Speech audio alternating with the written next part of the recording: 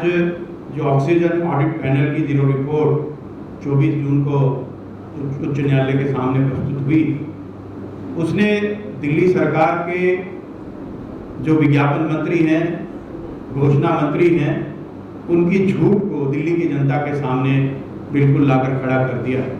जैसा कि हम लोग आपके बीच बार बार बताते रहे हैं कि ये विज्ञापन मंत्री हैं, सिर्फ झूठ बोलते हैं।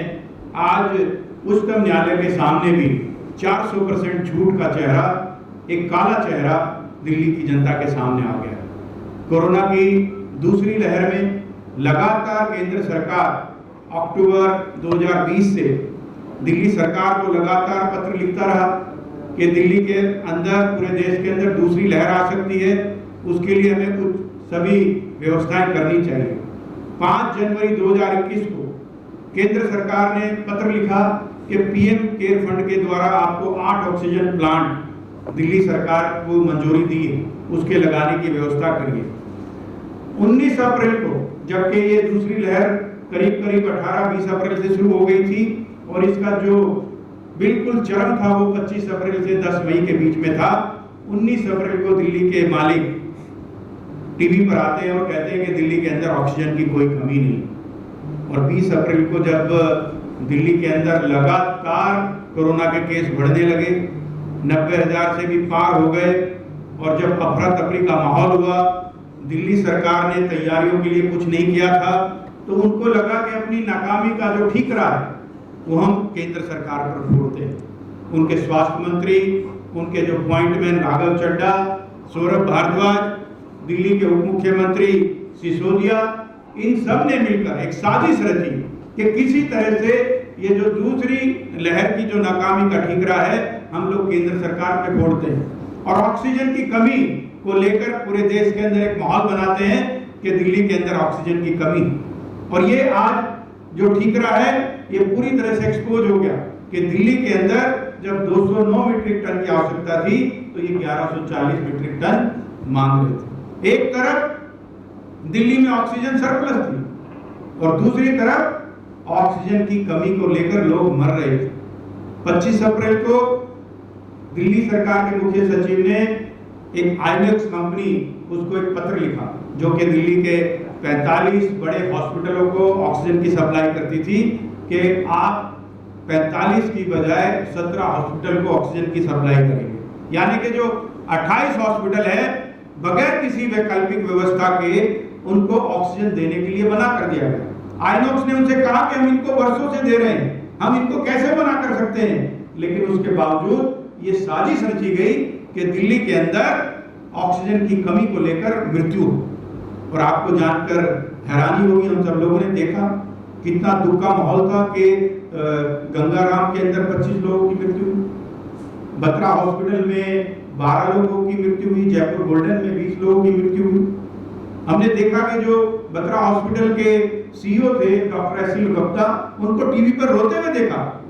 उन्होंने गुहार लगाई कि हमने दिल्ली प्रशासन को समय रहते हुए ऑक्सीजन की डिमांड की और बार बार कहा, लेकिन उसके बावजूद ऑक्सीजन नहीं पहुंची।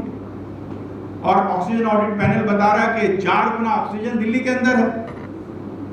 ये ऑक्सीजन कहां जा रही थी, उसकी कालाबाजारी किसके द्वारा हो रही थी? ये खान चाचा क्या कर रहे थे?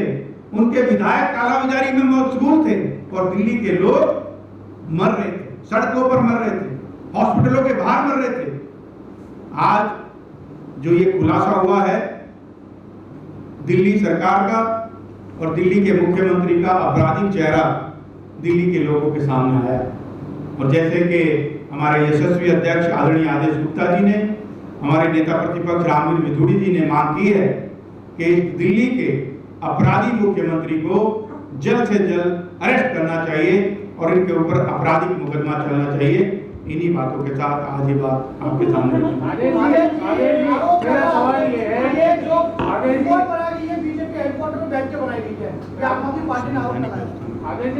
देखिए, एक सवाल का जवाब दे दें, 1 by 1। देखिए, ये रिपोर्ट है interim report of oxygen audit in NCT of Delhi. इसमें साफ लिखा सबमिटेड बाय सब group constituted by honourable supreme court of India. ये सुप्रीम कोर्ट ऑफ इंडिया की है, माननीय उच्चतम न्यायालय। अगर दिल्ली में आम आदमी पार्टी और दिल्ली सरकार संवैधानिक व्यवस्थाओं को नहीं मानने का इनका इतिहास है। इन्होंने गणतंत्र दिवस को चुनौती दी थी, इन्होंने कई बार, अभी भी कई बार माननीय न्यायालय के आदेश के बाद भी इनकी सरकार ने एमसीडी को फंड नहीं दिया। इनका इतिहास पुराना है, ये संवैधानिक व्यवस्थाओं को ना मानने वाले लोग हैं और इनके खिलाफ अगर ये फैसला हुआ है तो इस तरह की बातें कर रहे हैं।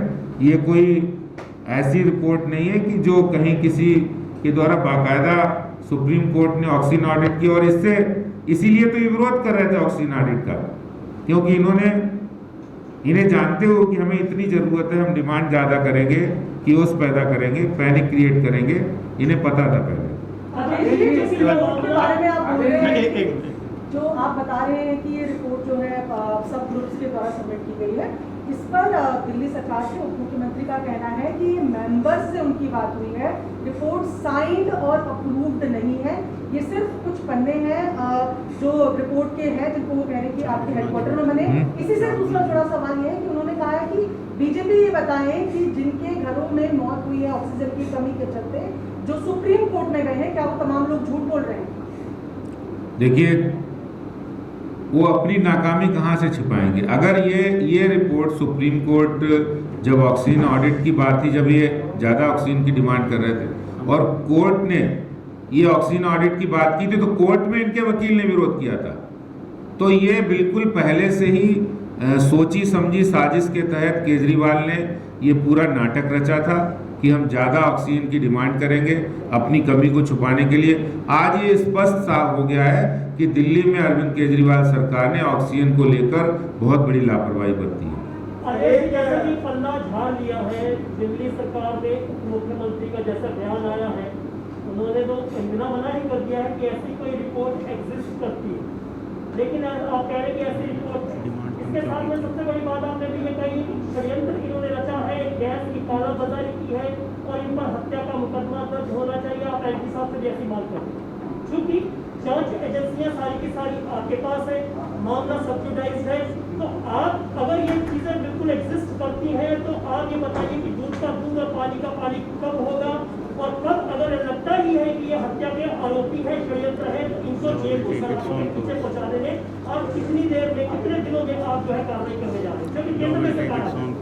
देखिए, जो भी माननीय उच्चतम न्यायालय ने जब ये रिपोर्ट बनाई, ऑक्सीजन ऑडिट किया कराया, तो जरूर कानून अपना काम करेगा।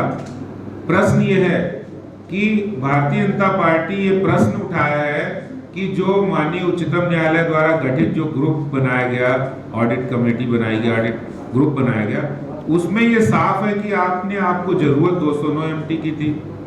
अगर हम उसको आइडियल पोजीशन में लें तो 289 एमटी, लेकिन आप डिमांड 1140 करके भारत सरकार के ऊपर दबाव और पूरे देश और दिल्ली में कियोस्क पैदा करने का काम किया है। ये अपराध केजरीवाल ने किया है। और फिर बाद में जैसी ऑक्सीजन ऑडिट की बात कही, वैसे आपने डिमांड पे यूटर्न ले लिया। सर, जैसे दिल्ली सरकार आदेश की 2-3 बातें हैं। पहली चीज, सिसोदिया जी देश के नोडल ऑफिसर थे दिल्ली के द्वारा, दिल्ली के अपॉइंटेड नोडल ऑफिसर थे। ये जो सब ऑडिटेड रिपोर्ट है, इसमें गुलेरिया साहब हैं, दिल्ली सरकार के प्रिंसिपल सेक्रेटरी होम भल्ला हैं, मैक्स हॉस्पिटल के संदीप जी हैं और जल मंत्रालय के जेएस हैं सुबोध यादव। अभी थोड़ी देर पहले ये कह रहे हैं सिसोदिया जी की ये रिपोर्ट में साइन नहीं है, वो पेपर वर्क ढूंढ रहे हैं। क्या आपको लगता है कि सुप्रीम कोर्ट में आप फिर जाएंगे कि सिसोदिया जी की जो कमेंट किया? मैं ये कह रहा हूँ, बिल्कुल झूठ बोल रहे हैं। अगर कोई कोर्ट का जजमेंट आता तो उसमें नीचे साइन होते क्या? जजमेंट तो ये रिपोर्ट अगर गलत है तो वो चैलेंज कर सकते हैं। ये रिपोर्ट तो शायद सुप्रीम कोर्ट में सबमिट होगी, सुप्रीम कोर्ट में सबमिट हो गई है और वो अभी भी वो अपनी कमी को छुपाने के लिए झूठ बोल रहे हैं।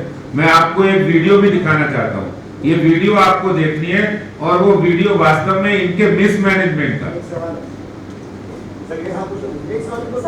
सीधा सा सवाल ये है दिल्ली बीजेपी से कि दिल्ली बीजेपी क्या सोच रही है कि ऑक्सीजन की कमी थी या नहीं?